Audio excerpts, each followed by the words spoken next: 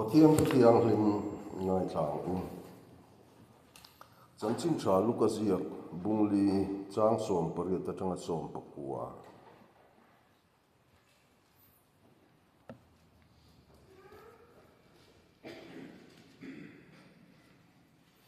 chang som pa ruk atanga som pakua kan sir zo kange tinna seilen na khuwa Nazareth cholo thenga tin chulnia ati dan pa nga in khom na ina luta chiar turin adinga tin zol nei isai le khabu chu anena anpe a tin le khabu zial chu aphela he thu ziang na lai hi achara riang vai te ne na chan chin tha shil turalal pa riang vai te ne na chan chin tha shil tura mi ruata wangin lalpa tharau chu ka chunga ani chuan sal te ne na chua na thu le middel te ne na midwar nei le na thu soi turte ti du da tuarte chua tir na turte lalpa lungoi kum thu soi turte in mitirani ti hi athu kan zatan lalpan malmin som sagro se ei sarmon thayang tokin kanin buat saya ituna kan pastor te anron tran tir bor live te khan chuan sarmon hanchan ve te poi katan phurit ani deuh thina ka hu phur riu thina ma se harna ka change ka ti ve maya pathian thu chik zo ka ngai tu na te keima alut na sa em maya sarmon hanchan le po tun ka din huna chuan a khoi laia nge ka re chumang hun ka mang thuil tu palang ti hlawin ti khan ati toy dan ngai tu kha ka na ani ta zok ma a tun din huna chuan a in khak dang lam thei ang ren khop mai kha thuma suaya kan soi du ni sela I suat hil tum ti hi thupuya han man ka du chuani hei hi tuna kan Bible chang han chira hi a soi zau tu da chuan Nazareth manifesto anti chinaka ania I suat hil tum I suat hil tum hi ring tu ten kan tum ani chunzom ve zelem ti te ril ruwa alang liana ami maltin te point I suatuma hi kan tum ani ve em ti te ril ruwa alang lian ngal ur maya hatiang khan ka ril ru te in buat sai na kan kalpuya tin kan tran du na lai chu I suwa hi enga tinge heti hun lai kher hian khovela local ti hi ka ril ruwa lian lai chuani Israel te rethei lai local tum ni sela anwa vai lai namwa vai ni lai te salantan lai te point local takani a ro puina a an Israel te ro puina manga ronin ti ro pui vedu ni selang chuan Solomon huna te Davida huna te po local tur ni ani a ma se a local lova hemi hun lai tak rom sor kharin thunei na ngel nget tak an chel lai hun kher hian alo lang tlat maya enge helai huna hian Israel te dan ti hi karil ru ngai tuana aron luta a heti hun laia Israel te din huna hi tuna kathu soidon hemi thu ka soidon laia kanin buat sai na chu kan Sunday school sir lai bu le Reverend Cross chuan moya puzai hing thanga pual dewan le kabu buat sai khami Reverend Cross chuan moya thuziap te khani ya Israel te din mun rom sarkar omna nuaya Israel te chuan chana chep ema sarkara mithil ti theideu za apani borvel le sakhuana lama achung chuang deuh tan lo chuan Israel mi pui za apani pathum vel tan lo chuan Israel kha mi zong re theina ram ani antimaya an re thei an re theina chan po Israel rama chuan phai ruam khai chin na mun thatak tak te po a oma ma se rom sarkarin chia an lang na satlu tup em thina wangin ram nei tha pon lim chuang lova an tho chua chu tam ma se sarkarin chia lang le khan na salu tu ka wangin an din mun he ami nol puina khir em vek ani ti ani chu mi lai ka ra chuan hemi hun laia mi pathuma thena mi pakhat ang hi sal an ni an ti bokani Israel te din mun hi a khir a che mi pui te hi an hriom em a an hrisel lo pha a ti alani le zela an re thei luat tu ka wangin ril rulam hliam nai mo khatiang re thei na chi sang nei mi pui an lo ni zo ta a ti angin an soi chua ka ni Reverend Cross chuan mo e chon kan ram lim tha kan ram ni na nen hian ain ang khop mai atiani kha mi pui din mun ani a khati lai hun an ko ran din mun ero khachu aro pui vet khop maya ko ran ro pui kun ni wang tha te po kim biai nan manga biagina hun ser te po thatakin eng kim an kalpui thei lai ani thung bok sia kha ka ngai tua in murem thei lo a omani hemi hun lai I suadin mun hi an ko ran thataka kal lai reng khan I suadin mun ero chu ara pil an changan sa kho tu ten man an tuma an ve ngar kal na to chan farisai te mi dang an lo lang ha chak thai zela I suwa hiti o an tuma chumi chuan la du tok lova hemi hun lai ve khen I suwa chu an rab bet mai pon lo prosan kheng bet ani ko ran nung thataka lai khan I suwa prosan kheng beta sarkar chak tak a lai khan khami thil kha alo thing ta ani ko ran juda sa kho ko ran nen khan I suwa tum dan I suwa thil tum a manifesto kha ain millo shima ain millo ti la kan soi sual chuang long chumo I suwa chuan kan soi ta kan khan riang vai ti he mire thei tia lelin thei ani en tia mire thei te ne na te sal te ne na te mit del ten mit varan nei le na turte ti du da tur te chuatir te kha I suwa tum dan ani a lalpalung oi kum anti jubilian soina ni boka chutiang kum khentir te chu I suwa na tum lain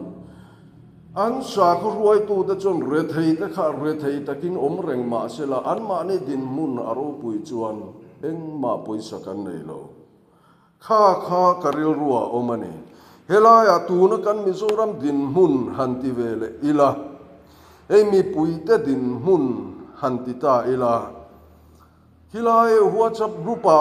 na kala nei ve a mi thi hi veng pakhat WhatsApp group mi zual ko lekha an ron ti chuak zia thina mi thi an omin hei kum ni vel ka chin chia to ka star mark thina zual ko lekha khan group pakhat chu ka nei tlar dul maya chu da chuan mi som kuwa pali vel an thi to a mi som kuwa pali an thi to a mi padam chen reizong chu kum som li pali point panga pani ang ani a kan ro pui lo dan jun na satakani heng ram chang kang lo berangai Nigeria te kum som nga pani borvel te andam theng a mizong mi pa te kum som li pali a kan thi ta tlang pui ang dewa ngai thayan yang chu veng pakhat mi som kwa pali thi na chang chuan tin mei chia hian dam reya kum som nga paru point paru pakhat ang dam theng ang ania a chor walin somli kum somli pariat point borvel dam ang kan ni a mizo mi puite din mun hi aniam hle maya hei social media kan en chuan ai zol khopui zan lam nun ti te tin HIV te po luar na sa em ani lai zan le beirwal bua te po kan zira India rama po alet so min mizo de tu kan sang filor me ti te alo ni le a khát yang khan mi zo te hi kan din mun aniama mi pa te po chan chua ngai ang kan din mun ading kan lo ni der to ane heti lai hang ko ran din mun i suwa hun lai ko ran din mun ka tiang tho khan tuna te tiang ta ka kan ko ran kan bear re theina chi sang sang sala kan tan tlok tlok to lai hian ko ran din mun kan ti chuan khovel pum huwa poko ran nung thaber kol tu ang deu kan la ni a tin hemi india ram chunga po mizoram presbyterian chet na chuan kan chena saber zel mai thei ani chu diang khop chong ko ran ke che chu ram mi pui din mun chiat na hian ati buai san lo khop maya tin sarkara po nga te lo wanga thil man te lo sang zela in soi pui te po kan uar tel tela ko ran suai tu lam te po an bang chuang bik lo kan pui pa tak tak te po hei ka tu pa ka tu nu ani a ti kha ka dem tum na lam ni lovin na nei lo ha thak zia phurit van ram po kai le thei lo khop din muna na nei lo min wai nu te chu at kan tang ani kong dik zo in van ram kong hi khen a har sa tu a thei to pin no pangte kai thei an ni lai train le kha sirin zinga dar sari borvela kan kai thowa zana tiu sun nen dar ko borvel theng theng ti kan rim em in an thoka kan no pangte kan thlai kan nula tlang wal te ha dan em te a kong mani in sa kuak chop tur chuan har takani khami ei zon na thra nei si lo tan chuan thil dik lo hret ti a van ram kai tum ve mai hi a kong om chun ang deuh ni in alang heti lai han kan mizoram a isua din mun hi kan ti ve le a isua local lai isua din mun ang thoin tuna mizoram chunga isua din mun hi kan ngai tua angai ve tho boka puro kunga chuan chamang ei zan sual khur pui lai chuat atiani mizo te kan ni na ni chu mizoram chung din mun pusang lian thanga chuan rorel na in min nunglam min hoisana digna ten tlom zota atiani isua din mun chu chu ta tangpo chuan alang chiang viau ome isua hi isua hun lai ang tho khan tuna hen kil tina kan rab bet tlat ti alang chiang rengani kil tina sual ral arang zuale ti la kan sa a kil tina sual ral arang zual thei chuan kil tina isua kan rab bet ti na ani isua rab bet chung hian eng nge motin moi takin lan thei dan kan nei tlata heng te ka ngai tua khom hian kan choi moi dana te pathian thu kan lak dan kan kalpui dana te hian in en le na tur kan nei na savio mai ti hi karil ruwa a om lian e mai ne isua zirtir na isua hi a tha a keipun kati a chatuan theng point lo om le se le isua zirtir na ai tha he lo chua karing mi alo chu diang khop chuan isua hi ka ngai sanga kanuna tan po ka than ber ani bokani isua thu kan pom dan le kan kalpui dana hian kan ram mason le achiat te engkim hi in ngat ni in karing si a ram ro rel tu te political party lam te kan pu deuh thina ma se ke chuan politic thil soi po hi ka hre ani dik chia chuan abul pui zo ka ngaya chu pathian thu kan pom dan le kan kalpui dan hi abul thum ai nga na ni in karasi a khati khan kan ko ran de po isua ra be kil tina om lai khan enga tinge ro pui takin om thei kan pa hi min hring tu kan pa hi ke mani ina mel ma tenan lu khunga an ra be a che thei lowa a om nuwa hian keinin chul dang in siamela ka pa min mangai na thu a trong kam chua a chan chin thil angai poi mo deuh ti lem chan pui lem si lo la pon lama kal sanila kapatan eng ang din huna ding eng buin nge kan isua hian min buang ke mani pa berhelaya kan fa te ke tange mo ke pemer mo ringot pole lang kan hoisan thailo ani na taka chuan kan pa Isua ber chu guilty na rabe in om thung si ani amakhop maya he pathian thu kan pom dan le kan kalpui dan hi Isua thu hi ke mani a hian lal sela kan ti ani chuan mi mal nu na po kati a hei ke ma po ti hian harna ka chang te kati a ka in ngai tua thina kum som thum bor ka ni lai te som li bor ka ni lai ai te chung kum som nga ka bor ka ni a chuan ka hrisel na po a chak tha a ke ma ka in fit zo ka zungol vei pakhat an ina kal ka hre em mai pakhat ka oma an ina ka kala akan ina local zing mai voi li ve lai local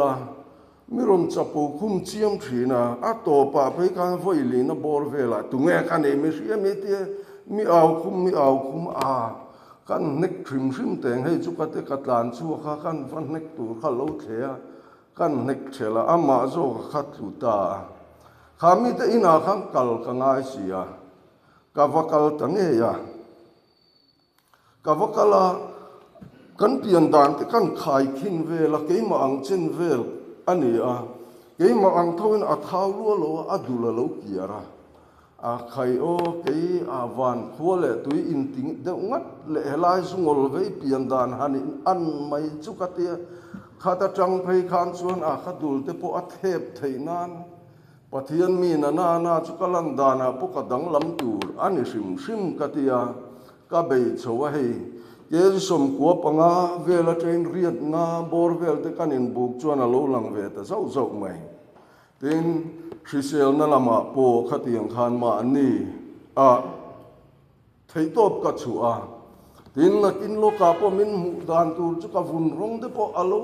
e nga alo nung se tang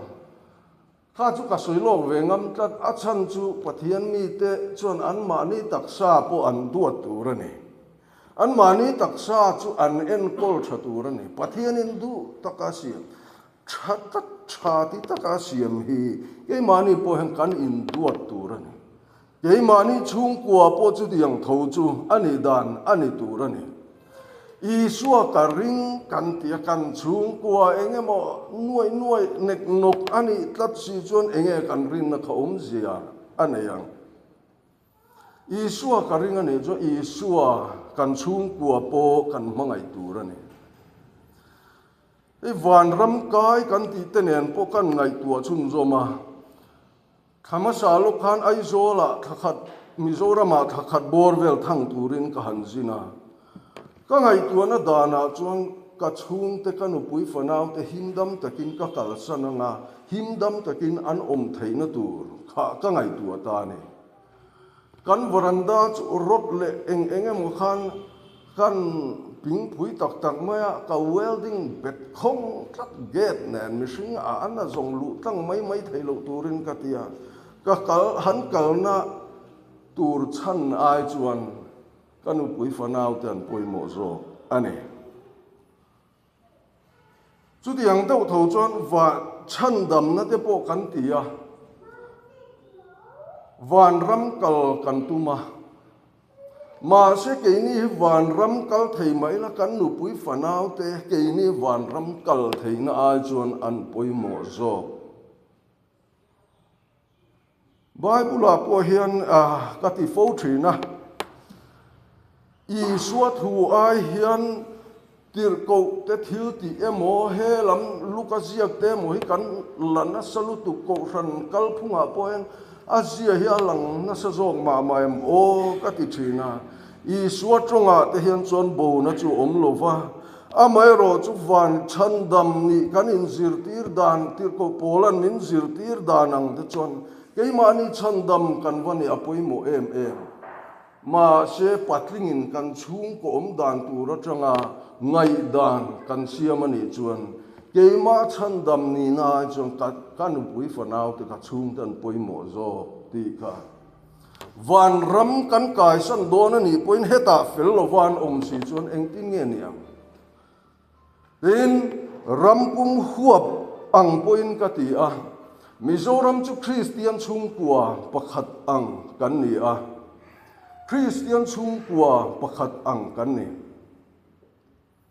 Christian chung kwa reng chuan hei kan hria a nu fa te nei to chuan baptisma an chan do na cho an seilen an pui kin thengin Christa rin na konga suai kan in tiam ane nu pui pasal nei to te kan ni po in kan in tiam bo kan in nuama po soma po pathian ma kan in tiama ma se tu na jan lang chop tla chop helai akaril ruwa lo lang ti vel mai umin phet kan ching ta khop mai thil poi tang ni in ka se pathian ma kan in tiam ko san kal tanga pathian ma kan in tiam na ka in tiam na dik pathian dik ani a chumi kan in tiam na kan len theina tur chang ko tu chi sang enge mo rau mai he kan fo thina kan mo phurna tur kan ti tur kan len lo pha fo thina ne chu kan ram ang poin kan ram pum chu Christian chung kwa ang ania Christian chung kwa chuan kan himen chu di lai ka ra chuan kan him lo zia kan in riat reng lai ka ra hen then khat chuan van ram kai an tum then khatin ka chandam na bo thei lei thei to lo wan tia ram che tak chunga changa van ram kai ta te hian kan kai san te hi an himen van ram kal kong hi a thange a chia aminol puitan kal lei thei alaniem tun din muna hian mi pa de chu kan kal thiam to manglo kum som li palibor vela kan thi ta pheng phung maya hei hian niam lam alapan nge po kan thelowa mang a anga kan van ram kal santa ka te hian van rama kheng ta ila enge an ron soyang soi tur nei lo hem van ram han kheng ta po ni ila kan mai theiani ti te ril ruwa chuan alang rum mai khatiang khan pathian thu ngai tuana in karil ru alu em a then khatan phei chang ngai thak om tak po ani mai theya ma se a I suwa thu zo ka hian kan lu zel ngai ni in ka ria hei tir chan chin thrasil chung changa te po han sui zel ila ko ran de chon ril zel tur angin kanin ngai top maya khoi teng nge he kan ngai dan hello chua ti chuan harna lo thena piangin